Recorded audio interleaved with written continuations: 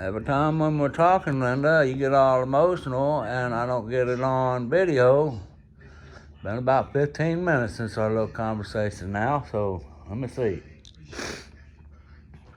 First, whenever you first went to the hospital way back when, Linda, let me ask you something. Did you feel like you was assaulted by a female black nurse on the 10th floor? I was assaulted by a lot of the nurses, Well, but that black nurse, yeah, she really abused me. yeah, okay. What did she do? Well, she was talking the Bible and stuff like that, and she, when she took my blood, Uh-huh.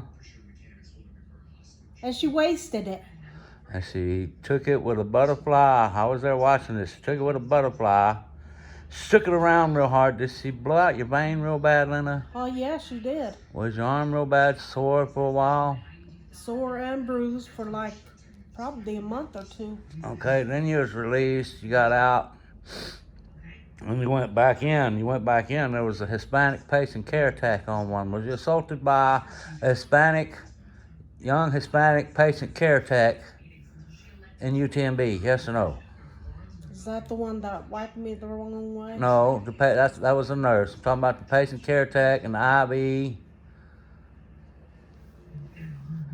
Do you remember when one of your IVs stopped working in the hospital and somebody had put their thumb where it wasn't supposed to be? Oh, I thought that was a black lady. No, that was a Hispanic. She was Hispanic. She barely speak English, man. Oh. But she was Hispanic. So tell me about that incident. You want to take a shower? Yeah, I wanted to take a shower, so she went in there. So you called the nurse's station and told them to send somebody in to tape off the IV with plastic and all the wounds so that you could go in and take a shower. Mm-hmm. Okay, now tell me, what did she do? Well, when she was going to tape off my IV, she squeezed really hard at my IV. What she did, guys, I was watching. I was in the room. She took her thumb and pushed down really hard on it. And then she took tape and wrapped tape right around where the needle was, causing severe pain.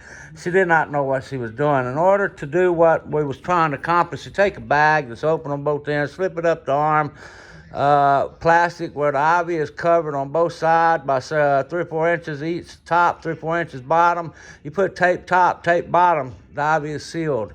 That ain't what she did. She wrapped the tape. Show them how she wrapped the tape around, Linda. How did she wrap the tape around it? I took the tape IV off. Was right there. She wrapped it basically around the IV itself. Really tight or really easy? No, really tight. After she did what she did, I took the tape off and I taped it correctly. And you took your shower.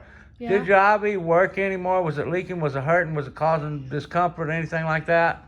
No, they had to take it out because it was causing a lot of discomfort. That's correct. It was causing a lot of discomfort. So I went down and got the nurse, and the first thing they said, well, the patient caretaker could do it with a smile on their face. And I said, no, she the one messed it up. So they came in, they checked it, they tried to see if it was flushing and drawing, which it would not do. So now it's not working anymore. And this was a fairly new IV, but now there was severe, kind of like an injury there, okay, if anybody knows anything about it, okay? So let's keep on going. Let's move on. Let's move on now, Linda. You had a nephrectomy and they removed your kidney, yes? Yep. Okay, and after they removed your kidney that morning, within 2 hours after they performed the laparotomy nephrectomy with a small hand assist, within 2 hours they came in and they removed the catheter, the Foley, the urine catheter. Mm-hmm. What did you do as soon as they removed the urine catheter? I got up and started walking around the hallway, downstairs. Yeah. Did I even take you outside? Yeah, downstairs outside at the front of the entrance. Yeah. For the next how many days? I know it was at least 3 days. Yeah, well, it was 2, I believe. 2. We did all day the day of the surgery, all day the next day, and then all day on the third day. It'll be the third day, but to you, but it's really 2 days post-op, okay? That'll be 2 days post-op. It'll be 3 days to you, but it's actually 2 days post-op, okay? So around about 1, 2 o'clock in the afternoon on that third day, what you was calling 3 days, did they send young, what do they call them, resident surgeon in there to pull the drain? Yep. What happened when we pulled that drain? Tell me about that. Well, he went to pull the drain and it hurt really bad. It was unbearable pain, like he was pulling out my insides, and I told him about it. Okay, and did that resident doctor say there may or may not be a stitch in there? Did he say that? Yeah, he said there may be a stitch in there, but I don't know. Yeah, okay. At what point in time, on my other video, I had said that at this point in time, I said I wanted a transfer. No, I didn't quite ask for a transfer yet. What I had asked for then, what I told the patient care advocate that day was, I do not want no more students touching her. No more students, staff only. And at that particular time, they actually stuck a sign on the door that says staff only, okay? So that's the incident. Y'all can hear it on my video as well. Okay, so now, you were still getting up and walking around, or was you not? No, I was still getting up, walking around. Was you still getting, okay, on the first 2 days before they tried to pull the drain, did you feel like you was getting better or worse? Oh, I was getting a lot better. Okay, and after they pulled the drain, did you continue to get better? No, after they pulled the drain, they actually didn't get the drain pulled. But after they tried to pull it, I just started getting worse and worse. And then the second day, that other doctor came in and tried to pull it, and that was something. But the first day when the first doctor came in, they called one from Clear Lake. You remember they called the foreign doctor from Clear Lake? Yeah, that was within 2 or 3 hours after that resident doctor tried, and I called the patient care advocate in there, and she called that doctor over there, and she said just to give us peace of mind, he had to come over and actually visit you. He came in and tried the same thing the resident doctor did that day. And then the next day, Dr. Sunstein tried to remove it, and he got the same result, right? Yeah. Yeah, but was you staying in bed at this point in time, or was you still getting up out of bed? I was still getting up out of bed, but it was hurting. It was unbearable pain. So it was continually going downhill. That's what I was saying. Yeah, you started complaining to me after they pulled the drain, and it was getting worse and worse and worse, okay? Now, okay, so we went the day of the surgery. The next day, they tried to pull the drain. The next day, you was up trying to go around, and Dr. Sunstein had scheduled you for a surgery to have it removed surgically, yes? Yeah. But something happened to where you didn't want to, or well, the doctors canceled that surgery that morning. What happened? To remove the drain. I believe that's the time where they canceled it because I had some kind of bug bite on my face. That's what we believe it was. Linda and I, we believe it was an insect bite where her lip had swelled up a little bit, but they called it the TIA, an early warning sign of a stroke, so they had to clear of a stroke before they did any type of surgical procedure to remove the drain. It was just going to be a simple surgery to remove the drain, okay? But that was early in the morning on that fourth day, right? I believe it'd be the fourth day, be 3 days post-op, actually the fourth day. Okay, so they canceled removing the drain surgically. So, that night, you continued to get up and walk around throughout the day, or did you stay in bed all day long? No, I continued to get up and walk around. Okay, that night, did you get real bad sick or anything? What happened to you that night? Well, I was at that point, we had just got back from taking a walk, and I sat in the chair. Yep. I was sitting in the chair, and I started getting really bad sick. I was throwing up. Yep. I made a mess of myself. Convulsing, yeah, made a mess on yourself, and I cleaned you all up. And I went to the restroom. You helped me to the restroom so I could clean myself up. And at that point, I was so weak and I just couldn't feel like I could move anymore. I'll remember how I made it to the chair. Yeah, that's what you told me a while ago. Now, when I was asking her these questions a while ago, the majority of what happened that night she don't remember. That's the night my son was there. My son will tell you I went to the nurse's station over the next 30 to 45 minutes at least 5 times. At least 5 times, with the last time being with a video of what she was actually doing, how she was convulsing, and I had blankets on her and all this other stuff, with the nurses refusing to go down there, shift change. Sir, just go back down there. Our patient care techs are making their rounds. They will be down there when they get down there, and they will take the vitals. Till then, you go down there and wait. Okay? Finally, when I took the video down there, that's when they sent the patient care techs into the room.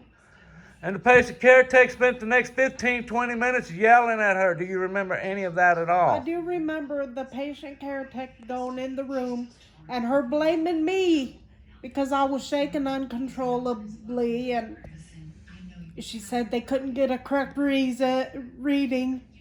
I need to calm down, like I was doing this on purpose. And during this, after they did this 3 or 4 times, yelling at her, not sending the vitals to the nurse's station, I went down to the nurse's station and I told them, listen, either the machine is broke or y'all got a serious problem down there, because I know what these numbers are supposed to read. And the blood pressure was like 278 over 190. The pulse rate was like 180. The oxygen rate had dropped down to like 62. Okay? It was a serious condition here. They was refusing to come because it was shift change. For the next 2.5 hours, you had about a room full of people and hooking you up to all kinds of crap. I do remember them giving me salt. Sugar, yeah, sugar, because they tested your sugar level and it had dropped way down, man. Everything, the numbers was, off the charts where people are dead. Yeah. These are what your numbers look like that night, where people are fixing to be dead. So they did a lot of stabilizing, hooked her up to chest monitors and all that good stuff. They called the doctor, told the doctor ordered a CAT scan with contrast, where she had to drink the dye the next day. Remember drinking that dye, Linda? I think I do, and I couldn't keep that down either. I drank like yeah, you threw most of it up. That's right. So they did the CAT scan. About an hour or so after they did the CAT scan, an hour and a half, a physical therapist walked into her room and says, ma'am, doctor said you ain't been up in 4 days. Been 4 days post-op. Doctor said you ain't been out of bed at all. We got to get you up. Now, guys, y'all just heard the story how they were walking around the drain, everything that took place. Now, at this point in time, I got pissed off, and I said, dude, you ain't read her file. You better get the fuck out this goddamn room. Next one comes in this fucking room, ain't read her goddamn file, I'm going to kick their ass. That's what I told him. He looked at me like I was crazy. I walked out the room. I went and told the nurse. I said, another one comes in there, ain't read her file first, we're going to have a problem. That nurse said, what kind of problem we're going to have? Well, I figured out what was going on. I said, no, I'm not going to get myself arrested. I walked away. Now, guys, I had been back and forth to her room at least 100 times. You understand? Back and forth, back and forth, back and forth. I knew exactly where her room was and how to get there. But when that physical therapist walked in the room, and at this point in time, after everything that had happened, I got so mad, and I left the room, and I went for that walk. I could not find my way back. I got disoriented. And I actually walked into somebody else's room. I really think I had a mini stroke at that point in time. Okay? They did that to cover their ass. At any rate, after the physical therapy, about 2 hours, 3 hours went by. Dr. Sunstein, along with, that was actually the next morning he came in, bright and early the next morning, wasn't it?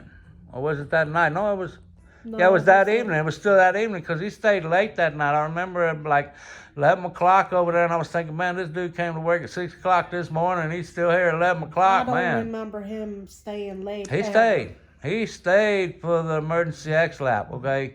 But Dr. Sunstein came in the room, and he told you, yeah, we have a bowel injury.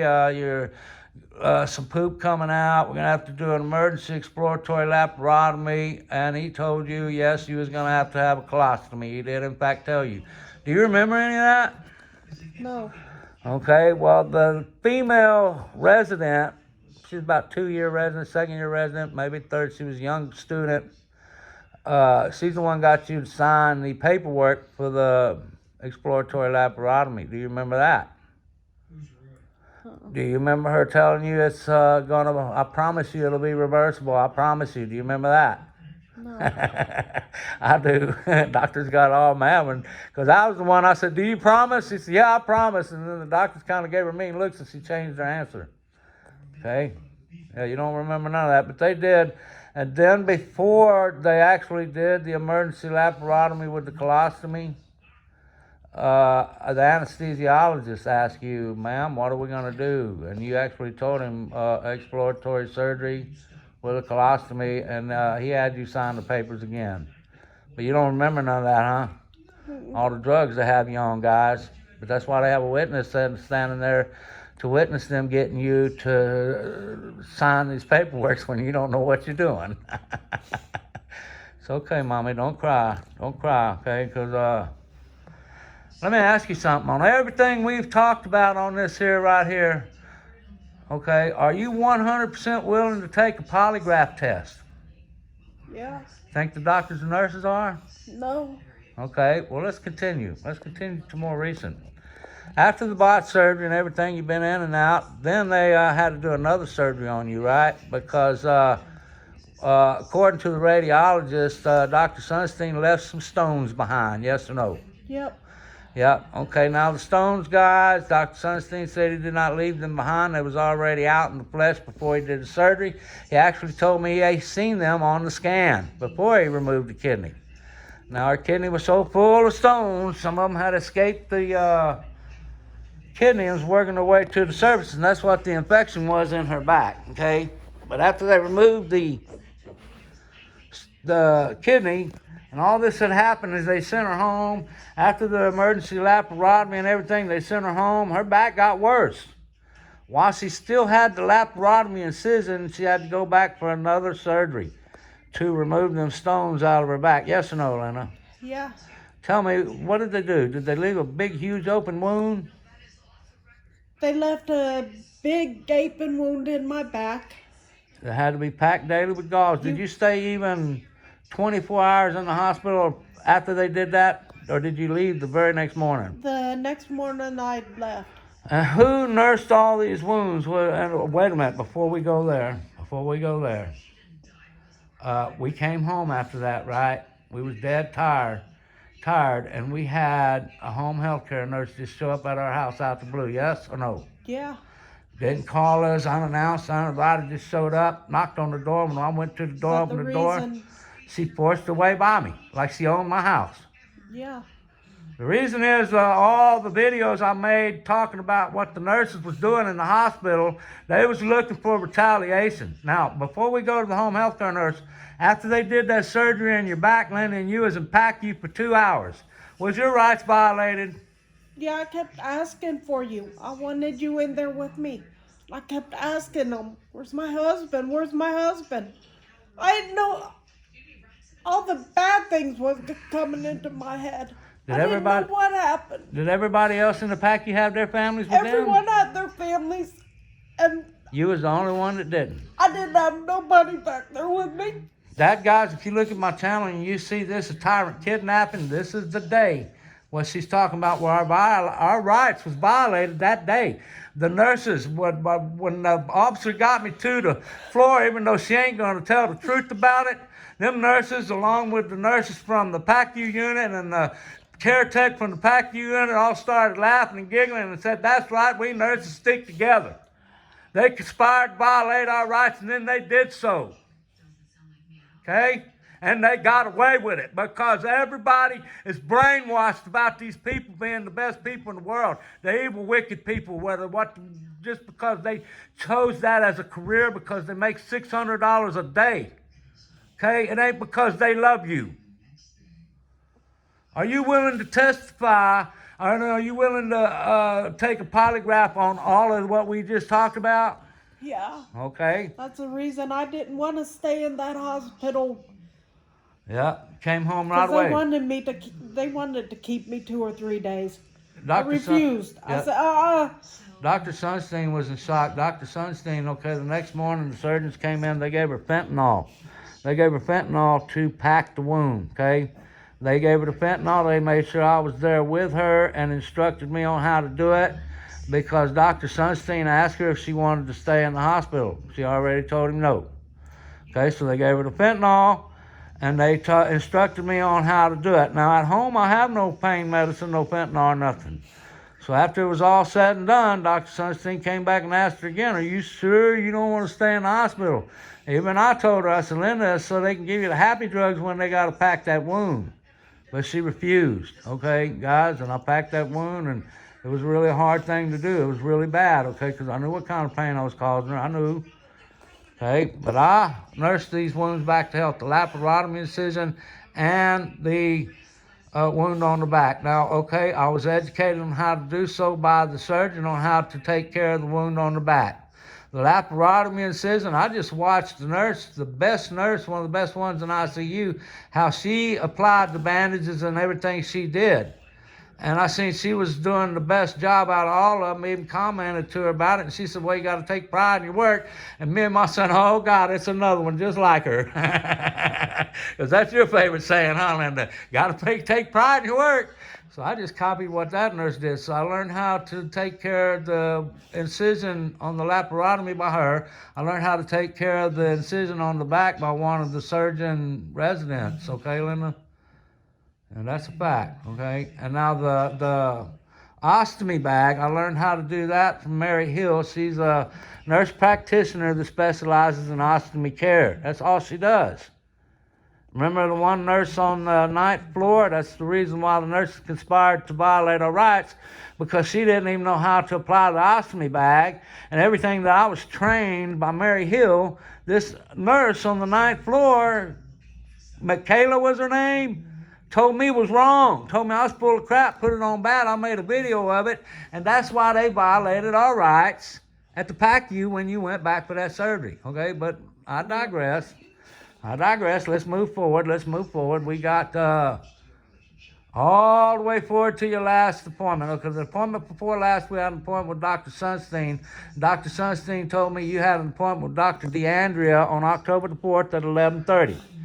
Asked me would I make an appointment for you at about the same time. Go up there and tell them to make an appointment about the same time. That way, when we see Dr. DeAndrea, since they're both in the same hallway pretty much, he can just stop in and see us at the same time, shake your hand, make sure everything's doing good and everything's going okay. Is that not true and correct? Yeah.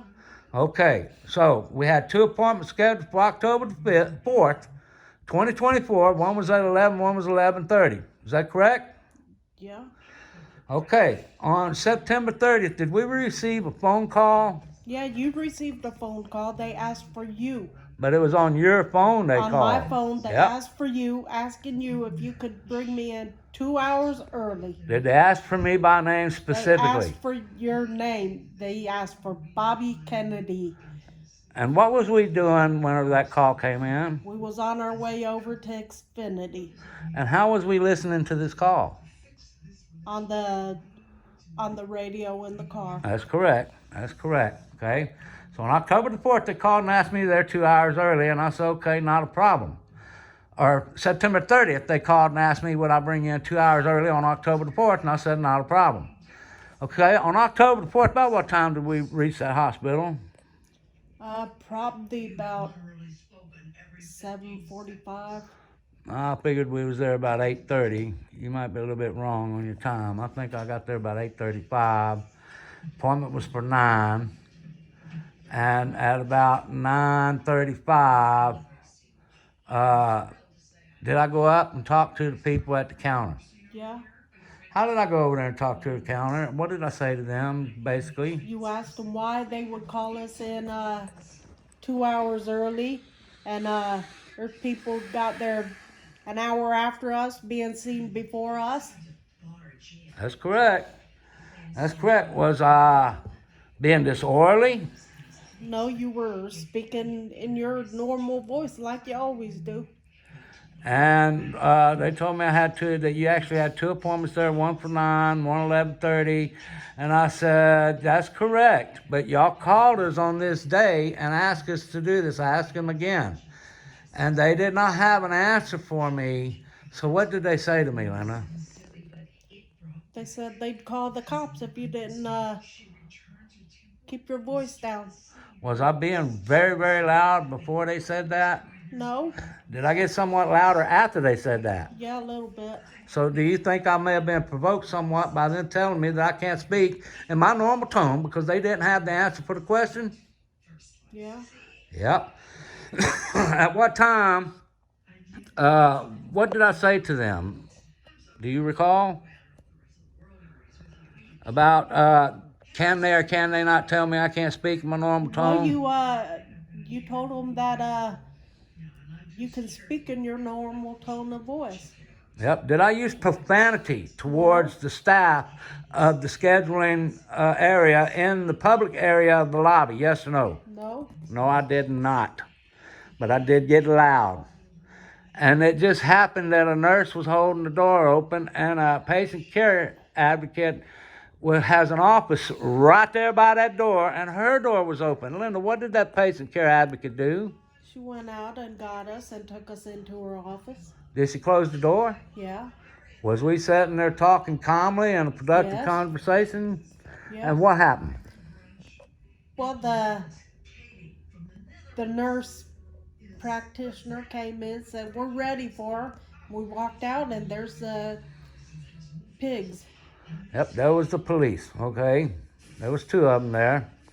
And I told the senior officer, what happened. And what did the senior officer say to me? I told the senior officer in my normal tone of voice what took place up front. And what did the senior officer say to me? He said if you don't lower your voice, she's going to arrest you. For causing a disturbance. And it was at that point in time when I started using profanity, and only at that point in time. Because now, not only has my God-given right to talk in my normal tone of voice been violated by a sensitive college student that has no answer to why they made a mistake other than we made a mistake and we're not going to admit it. Okay? Now I got a cop telling me I can't speak in my normal tone of voice, violating my God-given right. The one that's supposed to be there to tell him, listen, not a problem. He ain't making no disturbance. And listen, at that point in time, was we in a public area or was we in a private area of the exam room? Back. That's right. Can you just walk back in the back, or do they have to open the door to let you in? No, they opened the door. That's right. Okay, so we was no longer in the public area. And we was way back in the back because my room was way back there. That's right. They took us way back to the back after they took your scale at the vitals right there on the scale. Because but we was at the scale. Hold on. Room is halfway back. We was past that. Yeah, we was at the scale though. Whenever that officer, the senior officer, where we met him, we was at the front. We walked out the door of the counselor's office. We're still at the front by the scale. The nurse was taking your weight while I was talking to the police. Is that not correct? Yeah. And after I told that cop, fuck you, that's when the nurse escorted you and me all the way to the end of the hall to the exam room. Yes or no? Yeah. When we got to the exam room, did I say something to them cops? Well, you said you told the one that she'd welcome in. You told the other one you are not welcome in. And the one I told wasn't welcome in, was she the first one in the room? I think so, yeah. Yep, she was all the way over there where you was sitting in that chair and getting your vitals down, looking over with her camera on all your stuff and all the computer and everything right there. Okay, gathering all the information on you. Okay? Yeah, she was trespassing against us at this point in time. When she came in that room, in the private exam room, had she been asked to do so by the nurse that was in the room? No, Has any doctors been in the room that asked her to come in there? no. No, that is correct. Okay. So, when she came in the room like that, what did I say to her? Was there anything about a clown or anything like that? You're just a clown wearing a clown suit. And then I used the F word to her, right? Yep. Yep. So, she asked me for my ID at that point in time. Told her I'm not giving it to her. She said, well, you can leave. And when she said, y'all can leave, what did I say, Linda? Or you can leave, telling me I can leave. What happened? You said, come on, Linda, let's go. And what did we do? We walked out of the room. And where was we going? What was we doing? We was heading out. And what happened? Tell me what happened here. You went in to shake Dr. Sunstein's hand. Okay, do you agree with me shaking Dr. Sunstein's hand? Hell no, because I don't think that prick deserves a handshake. Every time we seen Dr. Sunstein, was I friendly with Dr. Sunstein, Yeah, shaking you his were hand? friendly And with him every time. was it pissing you off that me and Dr. Sunstein, Yeah, I was it acting was, like his because, friend? I didn't agree with anything that he did. Well, then, He again, was you too know, good to help me when I was having a problem with this colostomy bag. That's not my job. Okay, we digress. That's a whole nother story. Okay, that's a whole nother story. Okay, so I stopped and I went in the room and to shake Dr. Sunstein's hand. And I said, brother, we're not going to be able to see you this time. I'm going to have to see you next time, reschedule. About that time, I heard an unlawful directive. What I feel was an unlawful directive. Don't you go in that room or in that office right there. The door was wide open. Big windows where you can see clear through it. It's got big plate glass windows where you can see everything going in this room. It's like a central control area. Okay, so I mean, do you think I became provoked with that unlawful directive there, Linda? Yes or no? Yeah. Yeah, so I was provoked at this point in time, okay? So I stepped out that room and I said, man, I'm in there shaking the man's hand, telling him I'm going to see him next time. Fuck you. At that point in time, was I arrested? Yeah. Yep. I was taken downstairs through the back, right? Okay, what did they do with you as soon as they hurried me away? They tried to force me to go back in there to the exam room. Did you go back in? Hell no, I didn't. Why? Would you have went to the doctor if I wouldn't have been taking you to begin with? No, I wouldn't. No, I don't. Yeah. Let me ask you this again. On everything we have spoken on this here video right here, are you willing to submit to a polygraph test?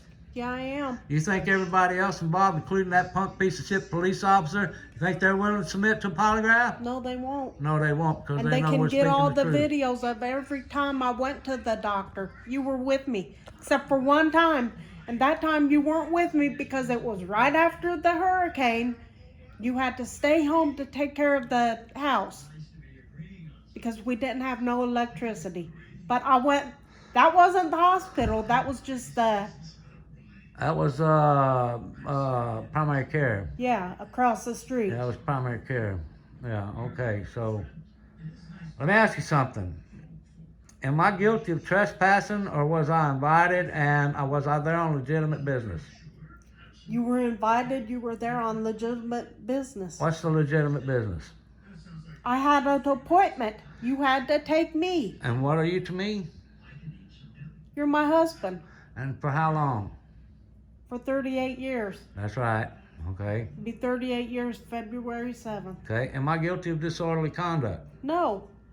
But do I have to take the conviction because it's not worth it to the lawyers to fight it because there's not enough money to even do the 1983 lawsuit on it, according to the lawyer. Yeah, Because Worthless Rua says it's not. Worthless Ruiz, that's Harvey's friend, huh? Yeah. Yeah, well, this is all true and correct and everything that took place, guys. And tell you what, y'all are brainwashed by this medical community. Y'all love them so much, that's why the majority of you went and got jabbed for this so-called vaccine, okay? That's why so many people are dying from the blood clots. It's caused by the spike proteins. It's the spike proteins in the SARS-2 virus that they crossbred with every virus known to man. Still wouldn't infect your cells, so they started adding the spike proteins to it, and that's what got it to infect your cells. Okay? Remember, science now needs a pardon. It's not just the science, but those that are providing the science. Okay? They're all willing to follow the science, but they're not willing to follow the science of the polygraph. You think them doctors and nurses are willing to follow the science of the polygraph test, Linda? No. No, they are not. They're not even willing to submit to it where this is concerned, unless they're on drugs. If we get a doctor or nurse to submit to a polygraph, I want a drug test at the time of the polygraph, within 24 hours of it, because all you got to do, you take a Valium, or a lot of people call it Valium, a nerve suppressant. You can beat that polygraph. Did you know that, Lena? A nerve suppressant, yeah. All right, guys, with that, that's the God's honest truth 100%. Now, take it. There's the testimony of one that was there present. You've heard my testimony. We're both willing to submit to a polygraph test. And we don't deserve justice, right, Linda? Huh? No. We don't deserve justice because we're the poor, we're not the rich. Huh? Yeah. Yeah, with that, I'm out.